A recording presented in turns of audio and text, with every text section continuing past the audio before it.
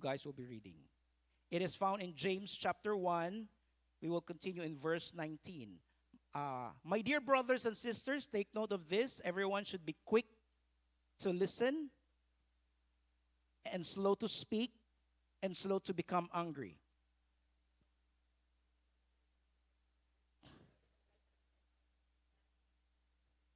Therefore, get rid of moral filth and the evil that is so prevalent, and humbly accept the word planted in you, which can save you.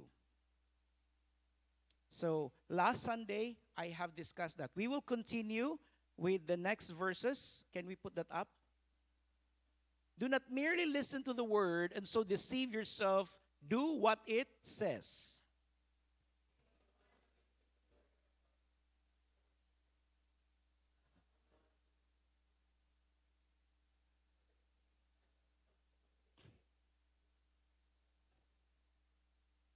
But whoever looks intently into the perfect law that gives freedom and continues in it, not forgetting what they have heard, but doing it, they will be blessed in what they do. Let us pray. Father, we come before you this morning. We acknowledge, Lord, that it is you, Holy Spirit, that will reveal yourself to us. It is you that will give us a deeper understanding, a deeper knowledge, and a deeper wisdom, Lord, in knowing you. Father, we acknowledge that apart from you, we cannot fully understand your words, Lord, and be able to apply it in our lives. I pray, Lord, that you would just allow us, humble us, Lord, to receive your word this morning. And even as I speak forth your very word, I pray that every words, Lord, that comes out into my mouth, it will be a word from your heart, Lord Jesus. We ask this in Jesus' name. Amen and amen. You may be seated in the presence of the Lord. Last Sunday, I was talking about three things. If you can remember, in the matters of, if you can remember, kay wala man gud toy PowerPoint, no, ako ra gitong gisto kay wala toy kurente. So in the matters of, if you can remember, listening. Oh, murag si Mamang ramay naka-remember?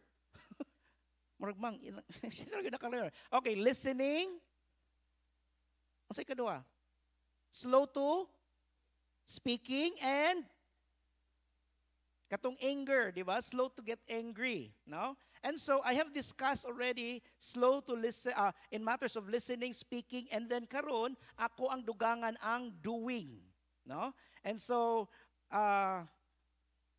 it says there, just a sort of review in verse 19, it says, "My dear brothers and sisters, take note of this. Everyone should be," can we get into the next slide?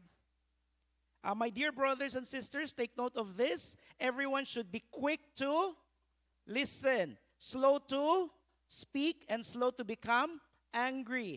Because human anger does not produce righteousness that God's desire. So, when we talk about quick to listen, unsang gi-refer ato ni James is quick to listen to the Word of God. Dili quick to listen sa mga chismis. Dili quick to listen sa mga ubang butang. But you should be quick to listen to the Word of God. Every time the Word of God is preached or teach, then we should be able to listen it. Dili ta magpadugay-dugay. Dili ta magpaunya-unya. Kung i-invite ta to hear the Word of God, then go for it. We should be quick in doing that. What about godly counsel and admonition? We should also be quick in hearing, in listening to godly counsel and admonition. There are many counselors here today, and they have different backgrounds of their counseling.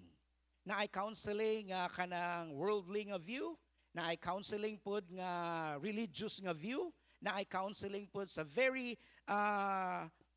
narcissistic kayo nga view. Na apoy counseling na out of this world. O sa di ka kasabot o sa iyang klase nga counseling, no? But this one, James is focusing on the godly counsel.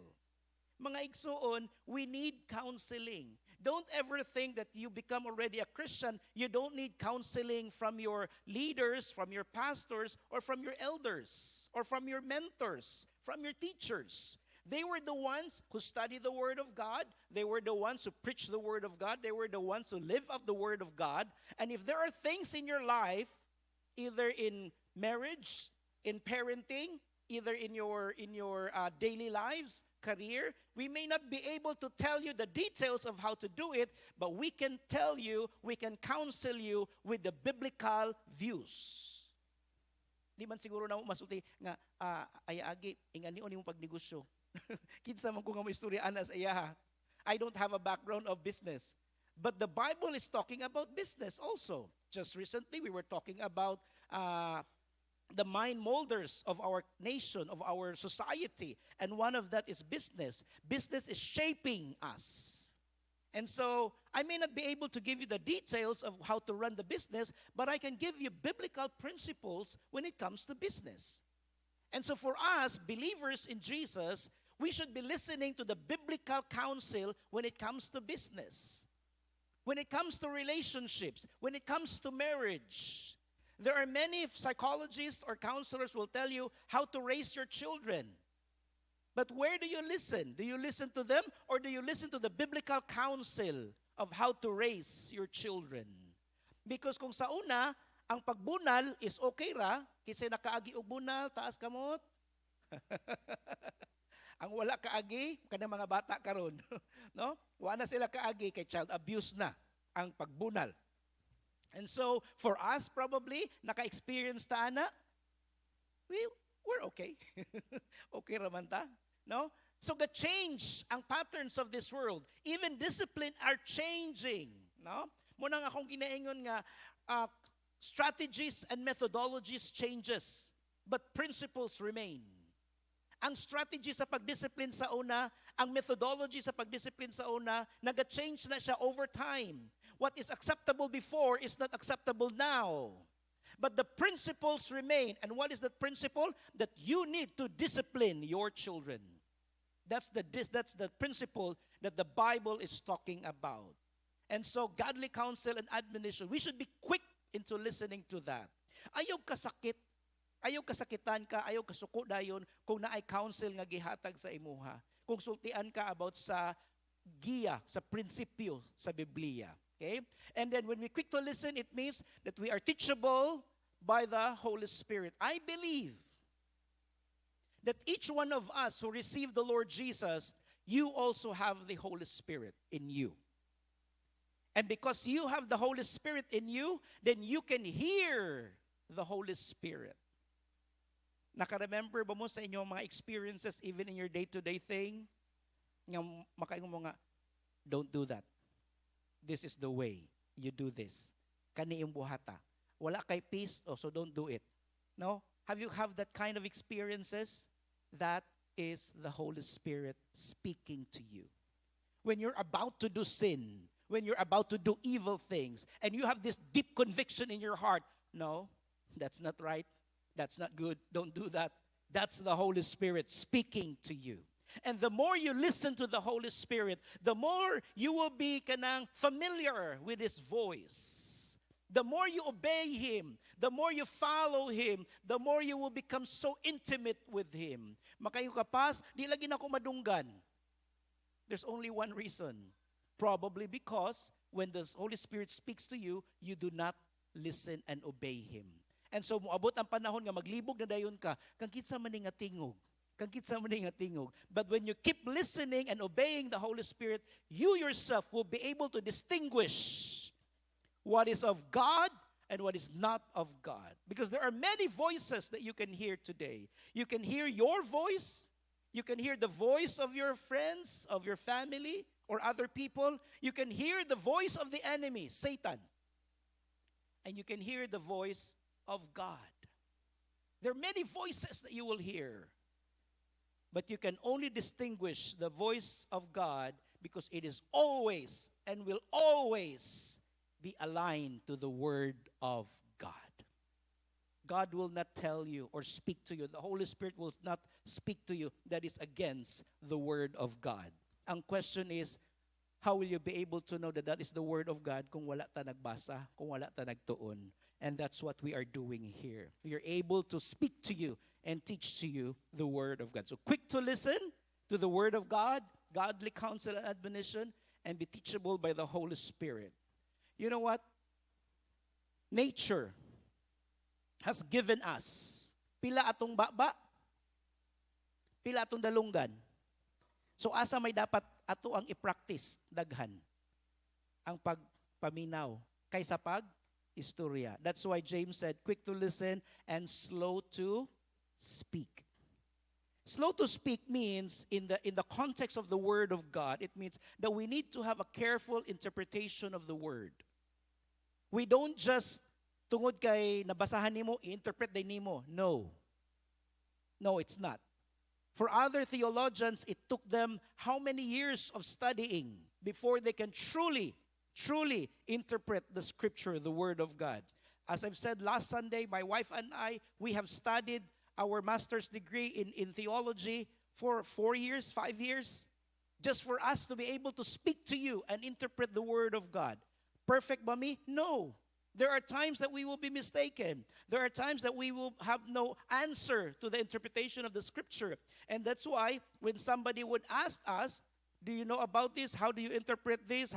Can you explain about this? And if I don't know the answer, I will tell the person, I will get back to you. And sometimes I will give kanang mga recommendations of reading so that that person can also study for himself. But if I already have the answer, then I will just straightly say the answer to them, the interpretation that I will be given. So I'm not very kanang dali-dali bitaw og hatag. Because at the end of the day, bahala hinay-hinay basta kay sure ka nga mao gyud na. Kaysa naman magdali-dali ka unya ang at the end ay sayop di ang imuhang na istorya. So karon mo balik na pud ta. Mas lisod biya mag damage control kaysa maging safe ka sa pag-interpret sa Scripture. Don't be hasty in giving interpretation. So for us here, believers, if you know the answer, if you know the interpretation, if your friends or your coworkers or if your children will ask you about the Scripture, then if you know the answer, tell them. But if not, then I am here, my wife is here, Pastor Robert is here, Pastor Roslyn and Ayadani is here. You can talk to us, you can message us. My number is there. You can just message us. And we will answer to the best of our knowledge and revelation from the Lord. And don't expect yun mga igsuon ha kana bitong makatubag dayon mi straight because we are not all knowing. We have to study also the Word of God.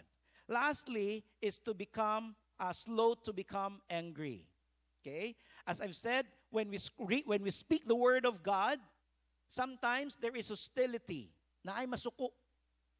As I've mentioned last Sunday, that the Word of God is useful for teaching, correcting, rebuking, and training in righteousness.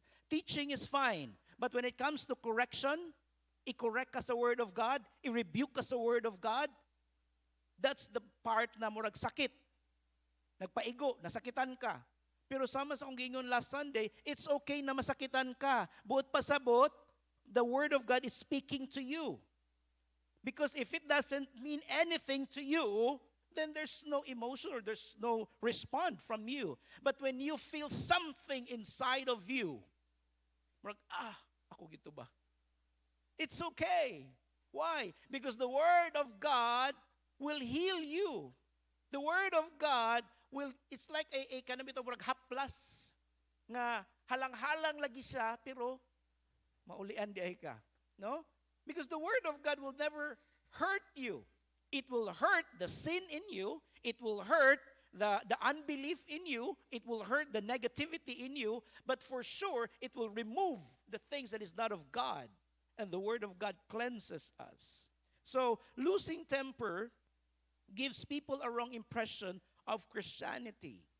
Kung dali ra ta masuko, no, in the practical way, mingon sila, mo din ay Kristohanon di ay, dali masuko. I was talking, I think the other day, I was a bit kanang frustrated into something, ni burst out ko sa akong frustration. And then so when I bursted out with my frustration, I talked to my staff, when was the last time you saw me bursting out sa akong frustration? Insya murag dugay-dugay na pas, murag mga 2 years ago. Mga igsuon, I'm still human. No? Just like you. naay times nga maka-burst out ko sa akong emotion nga dili na ako makontrol. Sometimes there is this thing in us na masuko gyud ta. Pero at least aware ta. So what I did the next day, I think, that night, I talked to my staff. I said, forgive me for bursting out sa ako ang frustration.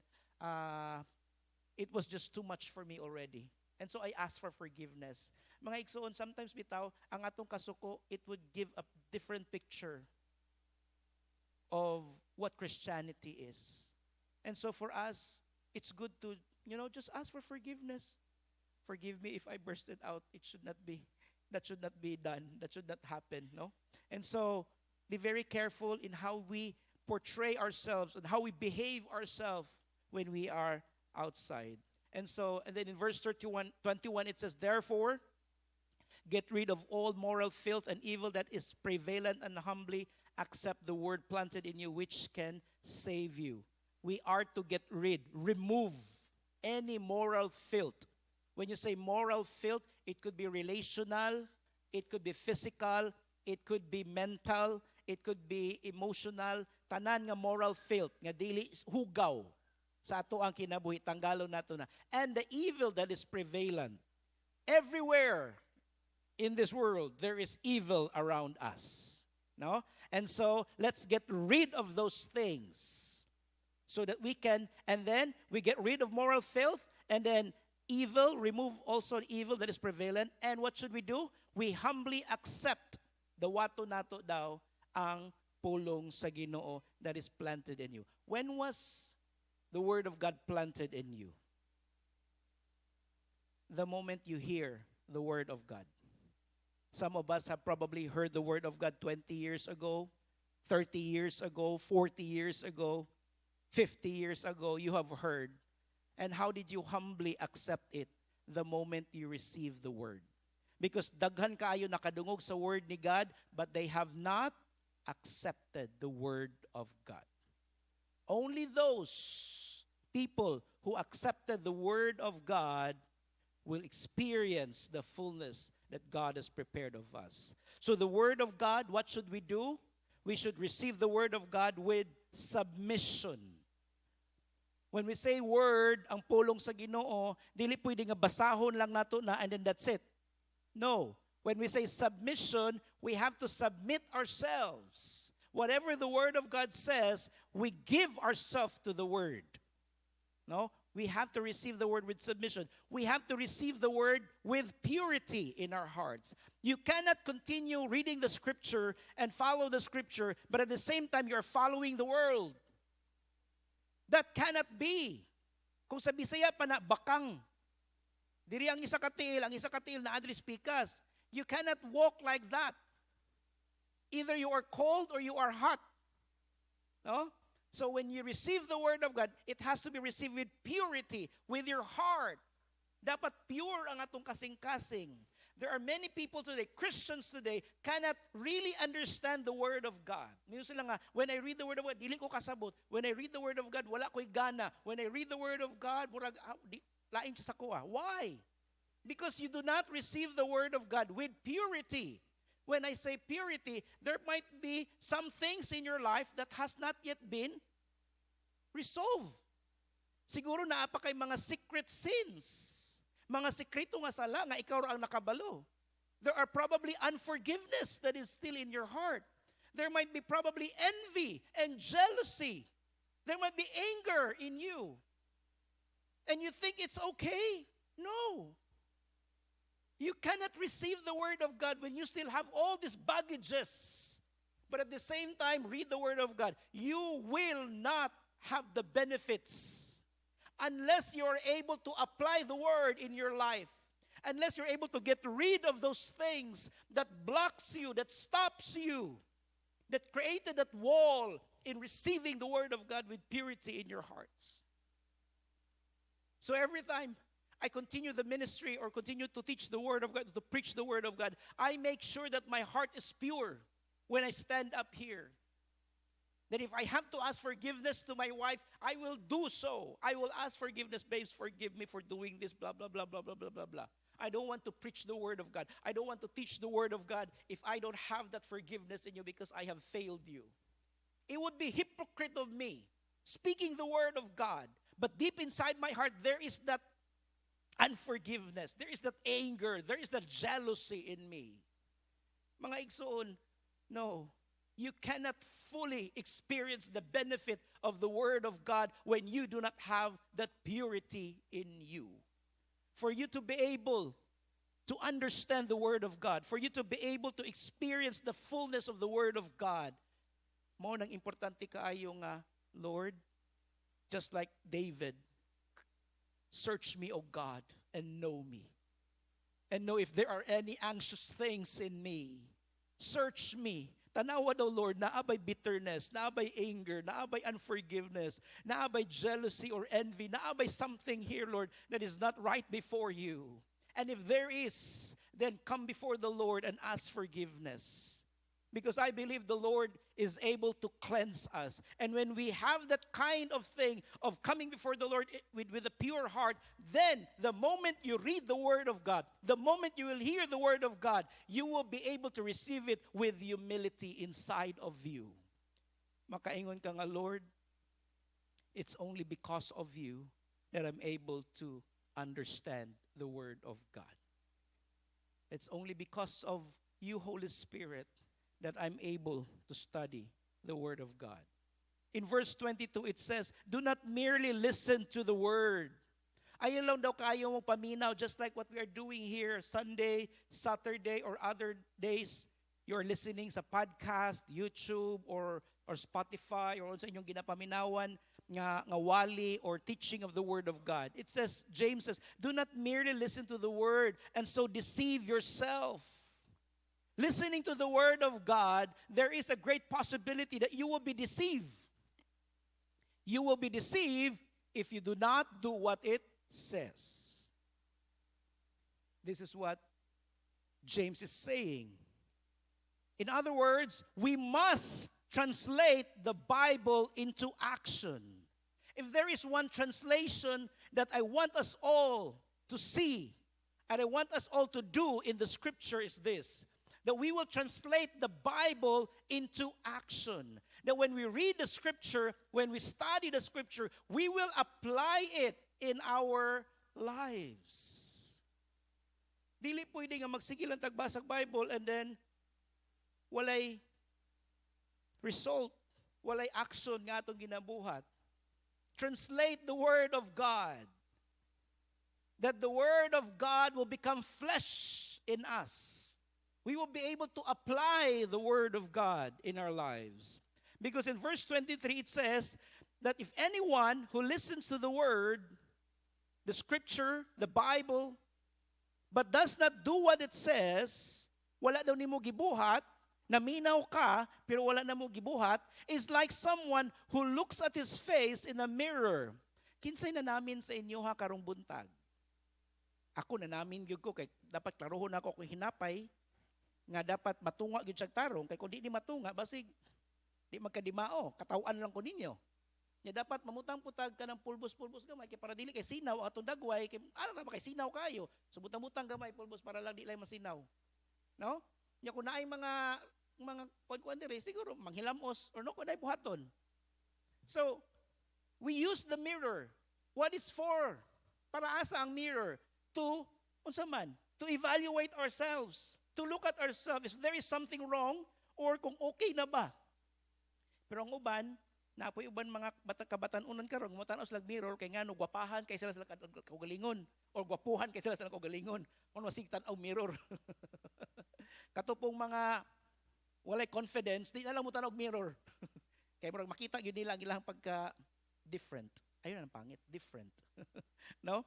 And so here James is having an analogy, no? Someone who looks at his face in a mirror and then after looking at himself goes away and immediately forget what he looks like. No? So ikaw daw, mutanaw ka sa mirror and the mirror, when the mirror tells you, oh, naa kay bulingit sa imong dagway. What should you do? You wash your face. Right? Tanaw ka sa mirror, ningisi ka, uy, daghang kay kiki, daghang kay kuan. What should you do? You brush your teeth. Tanaw ka sa mirror, uy, nagbungkag imuhang buhok. So what should you do? You comb your hair. You brush your hair. Pag tanaw nimo, uy, naimansay mo sinina. O karon, you change your clothes. That's the typical thing for a person to look at the mirror. And then in that case, the mirror has become so unsa man, useful sa iyaha. Ang mirror na himong useful sa iyaha. Pero kung ikaw, mutanaw ka sa mirror, nya kita kag bulingit, pero imo lang gipasagdan, lakaw lang gihapon ka, tanaw ka sa imong ngipon, daghang kay kiki, nagkakuan-kuan na, wag gyapon ka nutbrush, sa imong buhok, wag gyapon ka nudlay, imong sina, nya pagtanaw nimo, talikod na ka din, lakaw na din ka. Naay gamit ang mirror, wala. There's no use of the mirror. Nagbutang pa kag mirror sa imong balay. O man din ay gamit. A decoration mo guna sa pas. No? Kalibitong sa aesthetic na siya pas ang mirror na mo diha. Kanang mirror na mo kay gamay man kay imong balay, butangan na mo nagdakong mirror kay para it would looks, no? Bigger ang house. Pero kung tanaw gyud nimo, originally, mirror has its purpose. And its purpose is so that you will be able to see unsay naa sa imuha. And once you see what's inside in you, then you're able to do something about it. Kaya ang tao nga magtanaw sa mirror, unya naay something wrong sa iyaha, unya wala niya giutro, unsay tawag nimo ana nga tao? Sa Bisaya pa, buang-buang. Foolish. You are foolish. The same thing with the Word of God. You have heard the Word of God. You have read the Word of God. You have seen the Word of God for many years in your life, but you were not able to apply it. You are like that man who looks at the mirror and forget what he looks like. We don't want to be that kind of person. We want to be the person that when we look at the Word of God, when we read the Word of God, we will be able to apply it in our lives. Naay saying sa psychology or sa counseling, and by the way, I'd like to congratulate si Sis Vermi. She's graduating in her master's degree in counseling. Naanatay counselors, dili lang ako, pati Sis Vermi. Congratulations. She will be graduating this April. I think katapusan. Nagkuan na siya, nag-iha na siyang thesis na siya. We have this saying, I don't know if you have heard about this, impression without expression leads to, next. Kana. Impression without expression leads to depression. Daghan na nga depressed karon, no? Kung sa psychological point of view na siya, ang impression is your thoughts, your feelings, unsa imuhang experiences, no? Kung dili daw na siya ma-express, kung dili daw na siya nimo ma-share sa imuhang counselor or sa imuhang therapist, imo rang gitago-tago, wala nimo siya na-express, it would lead to depression. Mao nang ang mga kabatan-unan karon daghan na nga depressed. Kaya di man sila mo-open sa ilahang mga ginikanan. Dili sila mo-open sa ilang mga friends. Ang ending dayon, they will kill themselves. There are many young people today. And I have heard stories upon stories of young people na ingon sila nga pas, we need to really do something here in Butuan. Daghan kayo tag mga youth karon pas nga nag-suicide. Unsay rason? Isa ka rason, kay walay mabayad sa eskwelahan. Kay ang ginikanan naging nga wala pa tay mabayad sa eskwelahan, nagpakamatay siya. Ang isa ka rason, gibulagan sa uyab. Ang isa ka rason, ang requirement sa eskwelahan, nagpakamatay. Ingana kamabaw ang ilahang mga issues karon. It seems like their answer to all of this is suicide, killing themselves. Depression is very rampant today. I can speak for myself because I've gone through depression. It was so hard going through this. Why? Because I was not able to express it. I have things already going on in my mind, in my heart, in my life, but I cannot able to express it. You know why? Because pastors like us, we cannot just tell our stories to anybody. We cannot just share our lives to anybody.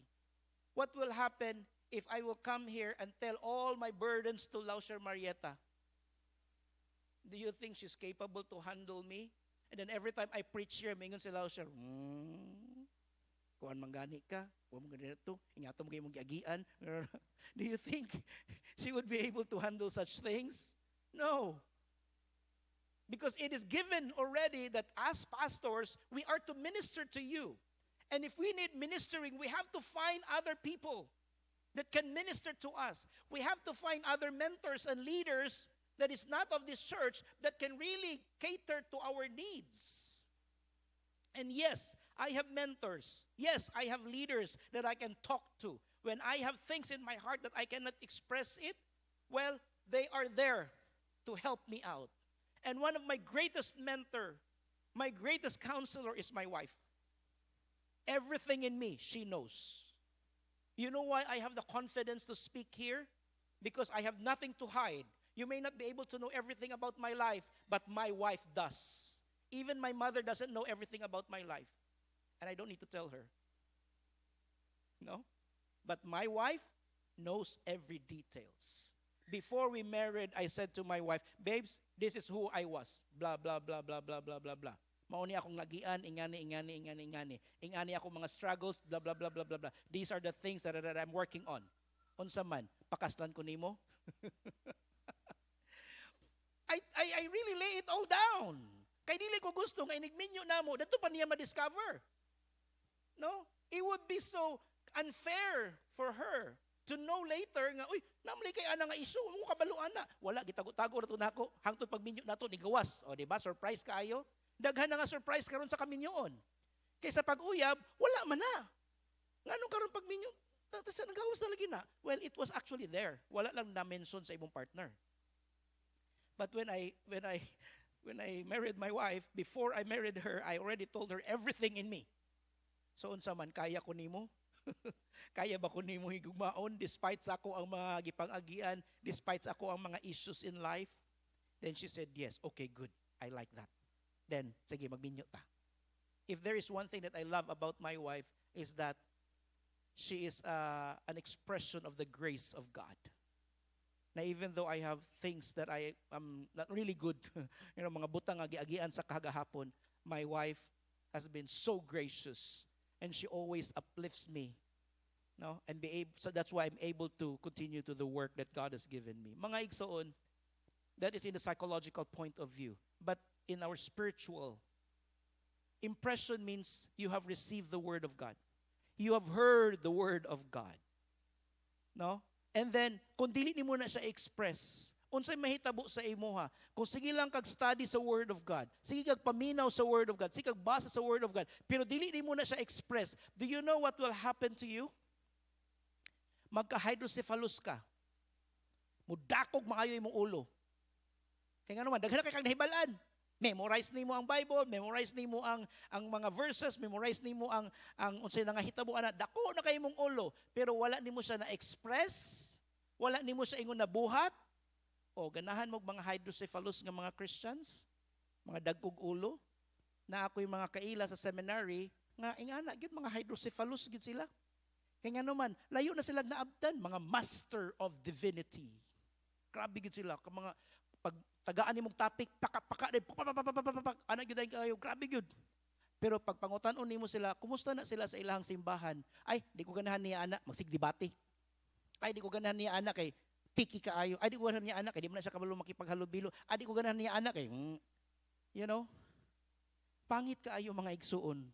Nga daghan lagi tag nahibalan sa pulong sa Ginoo. Daghan lagi kay tag nadunggan sa pulong sa Ginoo. Pero wala man nato gi-apply. You don't want to be with that person. You want to be with the person now when they have received the word of God, when they have heard the word of God, they are able to express it. Kaya kung di nimo na ma-express igsoon, magka-hydrocephalus ka, ang muli din na si mo depression. Why? Nobody wants to be with you. Daghan lay kag nahibalan sa Bible, but nobody understands you. Nobody wants to be with you. Why? Because you're not applying the word of God. Gusto ra ka makipagdebate, pero wala kay pasensya, wala kay forgiveness, wala kay kuan. Ngano man, kay puro lagi study sa word. Verse 25 says, but whoever looks intently into the perfect law, no? Intently. Looking intently, it means gituyo gid nimo, gistadihan nimo ang pulong sa Ginoo, the perfect law of God. When you study the Word of God and obey the Word of God, it would lead you to freedom, mga igsoon. The scripture says, you will know the truth, and the truth shall set you free. Reading the Word of God, studying the Word of God, applying the Word of God, which is the truth, there's no other truth. The Word of God is the truth. There may be other ideologies in the world. There may be others na mga ilahang mga point of views. There may be other principles out there. But there is only one truth that remains, that until today it stands. That's the Word of God. When you have the Word of God, it would lead you to freedom. And when you continue living that Word, acting that Word, obeying that Word, not forgetting, mga igsoon, dili na to kalimtan. Because we're not foolish Christians. No? Kung unsa atong nabasahan, atong i-obey. Dili na to kalimtan. What you have heard, but you do it. Buhato nato. Unsay mahitabo sa toa, they will be blessed. We will have a blessing from the Lord. Mga igsoon, if you look at intently the Word of God, if you continue doing it, if you will not forget it, and if you do it, the promise of the Lord is that you will be blessed. Not financial blessings, but you will be blessed in everything you do.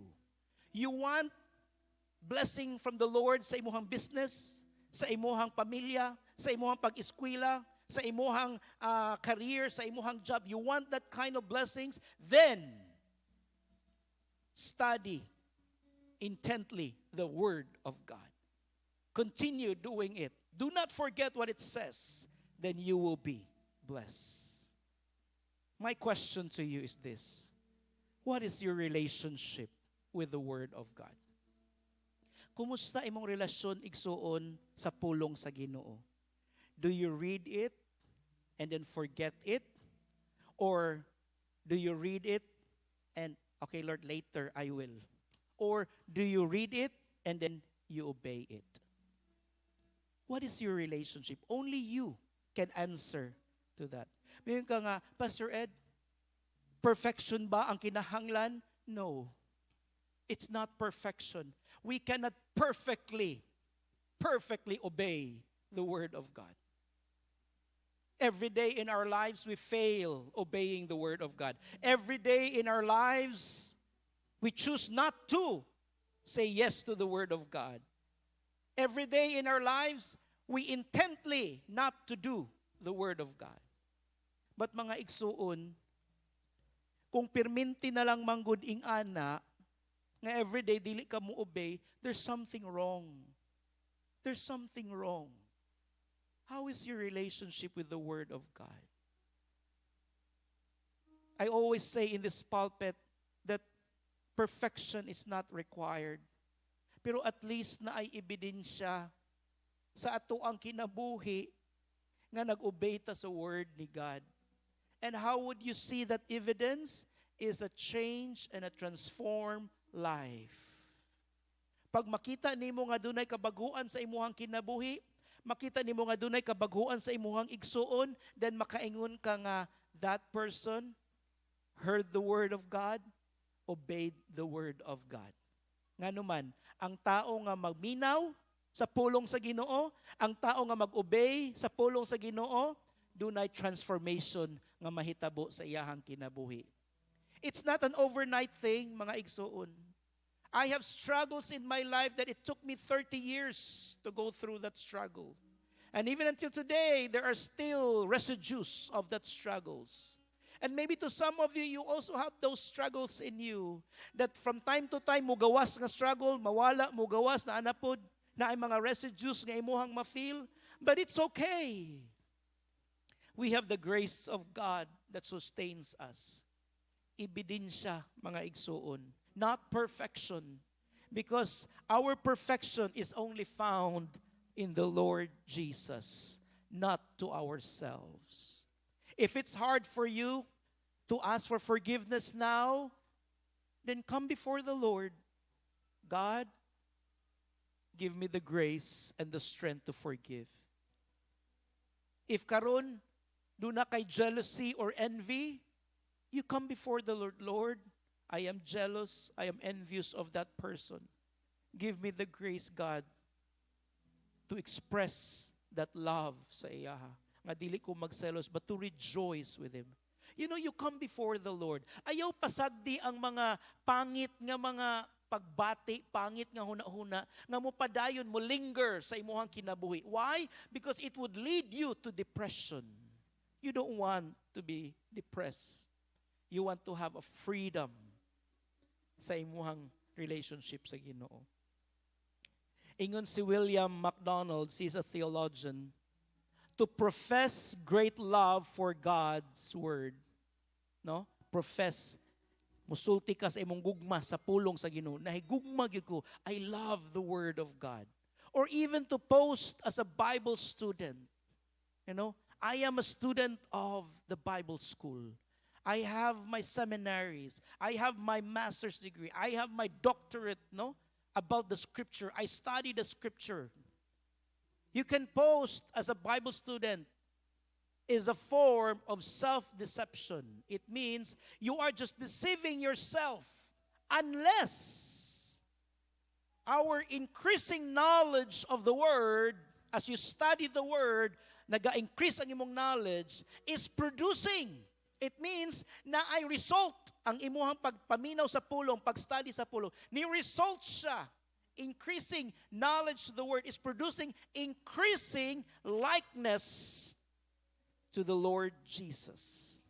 In short, ang atong pagpaminaw sa pulong sa Ginoo, ang atong pag-study sa pulong sa Ginoo, ang ultimate goal why you and me are studying the Word of God, the ultimate goal is for us to become more and more and more like Jesus.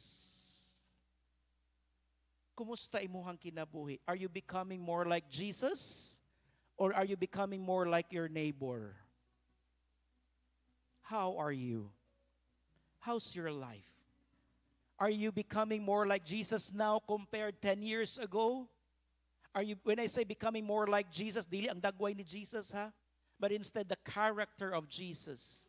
Are you becoming more loving like Jesus? Are you becoming more merciful like Jesus? Are you becoming more compassionate, forgiving like Jesus? Are you becoming more like Him? Mga igsoon. Lastly, faith in action transforms. When our faith is in action, it would lead to transformation. And here's the formula. Simple ra kaayo mga igsuon. Receive the Word of God. Dawata ang pulong sa Ginoo. And as you receive the Word of God, you obey completely, not half-heartedly. Completely.